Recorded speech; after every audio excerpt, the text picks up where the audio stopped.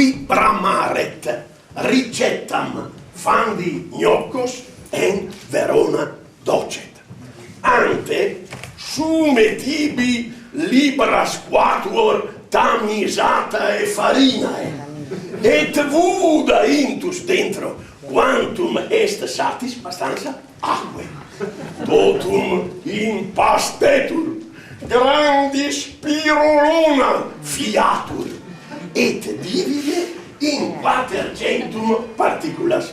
Quas queste, sfregolando super digito sudeo cum pollice, faciat rizzas, roversis busis, grata gasola.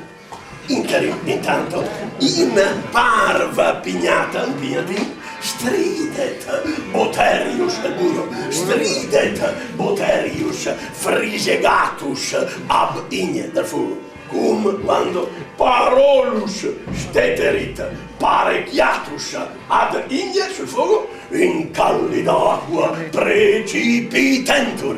Que post quam boliverit ad summum iuste, procul doppio gnocca bene cocta dabit. Igitur.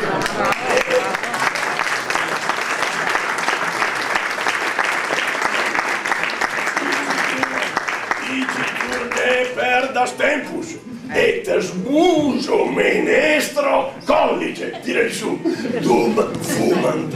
Adde sunta libram garattati casei del formae, et libras duas boteri de burro, nec time, nover paura, quod sint nimis massa uncta gnocca etenim debent semper cunzari abunde, ut per gargatum plus morisina fluant formaleum igitur supra tabula spantat ab innumeris lucis grata gasola, ut come quando cernimus vedemo nivem fiocare tacitis falivis et coatare campos et vias. Auguri a tutti.